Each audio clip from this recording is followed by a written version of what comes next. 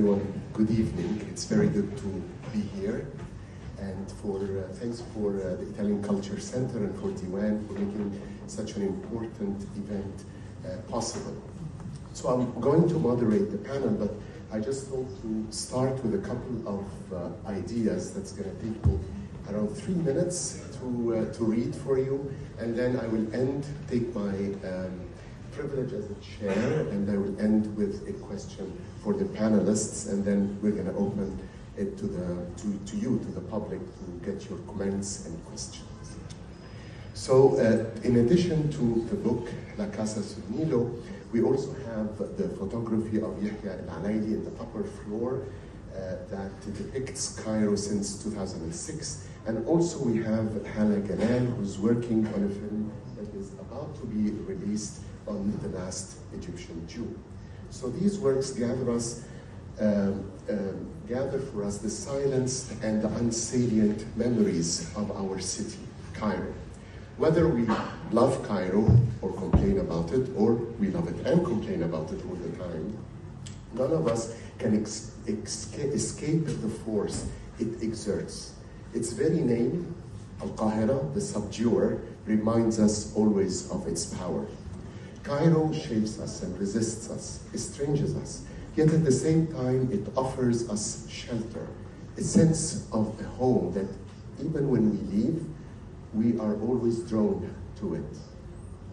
It holds us close even as it pushes us away, and perhaps that is why we are here, because of this paradoxical power of the city over us, to estrange, to subdue, but also to embrace and keep us safe. La Casa sul Nilo, we encounter the feeling of being orphaned from the lives and spaces we once knew and called ours. Lives estranged in what is supposedly home, leaving Egypt as Italians, arriving to Italy as Egyptian, which is in a way a global story of the 20th century. The stories of Italian Egyptians also resonates elsewhere.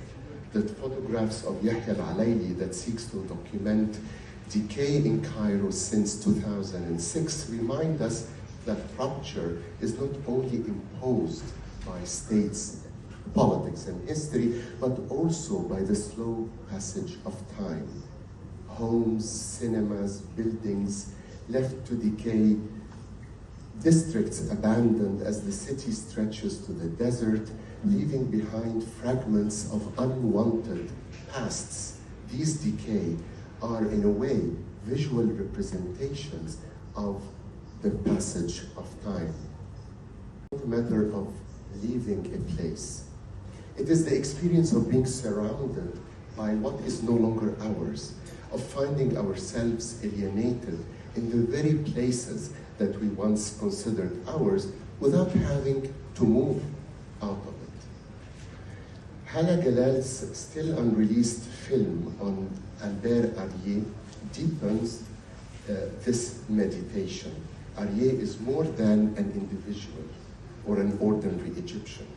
He embodies at least three unwritten histories that refuse the dominant script of how Egyptian Jews are to be remembered.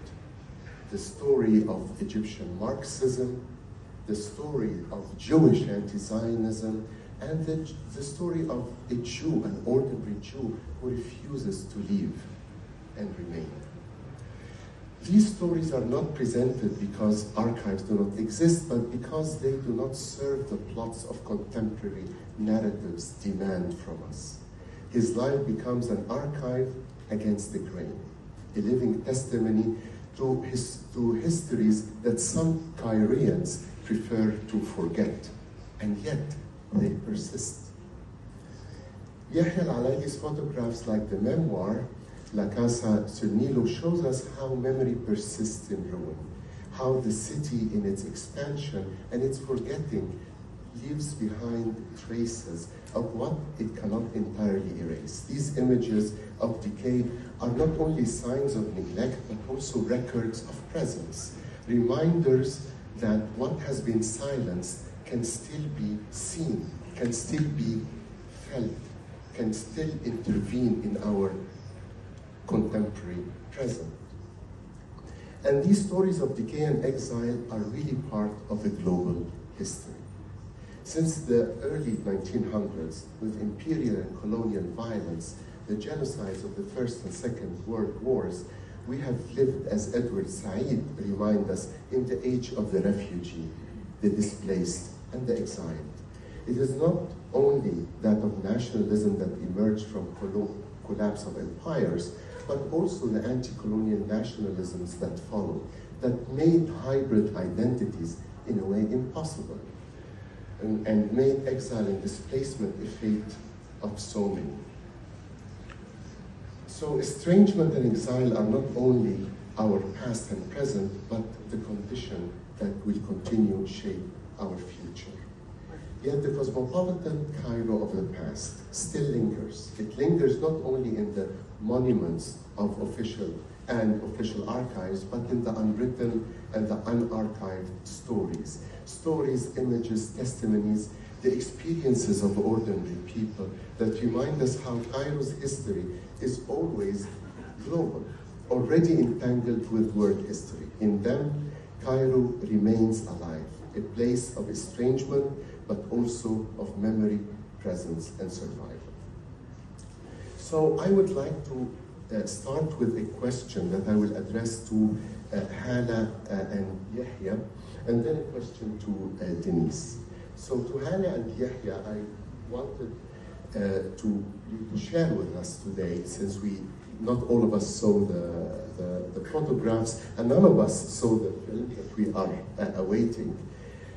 So I'll start with you. What were your intention behind taking these endeavors, photography and film, to speak about the passage of time, of experiences that remain silenced?